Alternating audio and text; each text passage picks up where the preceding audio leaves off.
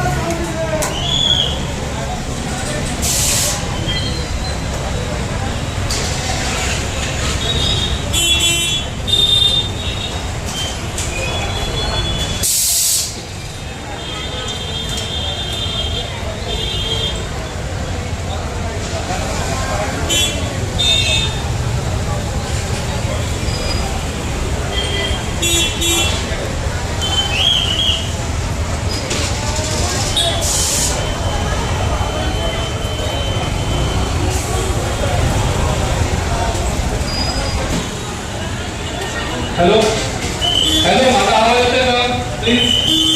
Hello, मी मालक आहे Renuka petrol pump. तुम्हाला सगळ्यांना सांगायचंय, पेट्रोलचा स्टॉक भरपूर आहे. किमान 10 दिवस पुढे एवढा स्टॉक आहे माझ्याकडे. आणि अजून माझ्या 3 गाड्या आहेत, कधी पेट्रोल संपणार नाही. पॅनिक होऊन कृपया कुणी जास्त भरू नका. लागते तेवढं भरा. उद्या आला तरी पेट्रोल मिळेल, परवा पण मिळेल, 3 दिवसांनी मिळेल, 10 दिवसांनी मिळेल. पॅनिक होऊ नका. 4 पंप बंद पडले म्हणजे हा बंद पडणार नाही. मी तुम्हाला गॅरंटी देतो. स्टॉक भरपूर आहे, माझ्या गाड्या निघाल्यात, ऑन द रूट पण आहेत. आता फक्त 1 नंबर टाकी संपेल, 2 संपेल, गाडीचं पेट्रोल आहे. तुम्ही चिंता करू नका आणि उगाच पॅनिकली भरून बसू नका. लागते तेवढं करा. माझी सगळ्यांना रिक्वेस्ट आहे, सर्वांना, आणि मनातून सांगते की कुणी पॅनिक होऊन भरू नका. लागते तेवढंच गाडीमध्ये पेट्रोल डिझेल भरपूर साठा आहे. या पंपाची कॅपॅसिटी 1 लाख लिटर स्टोअर करायची आहे आणि कायम आपल्याकडे 1 लाख लिटर असतो. त्यामुळे तुम्हाला आजपर्यंत कधीही या पंपावर ड्राय सापडणार नाही, पेट्रोल संपले म्हणून सापडणार नाही. त्यामुळे प्लीज पॅनिक होऊ नका. लागते तेवढं भरा. अजून पण तुम्हाला ज्या लोकांना वाटते गाडीत पेट्रोल उद्या या, पेट्रोल आहे, परवा या, पेट्रोल आहे, आज गडबड करून भरू नका प्लीज. थँक्यू.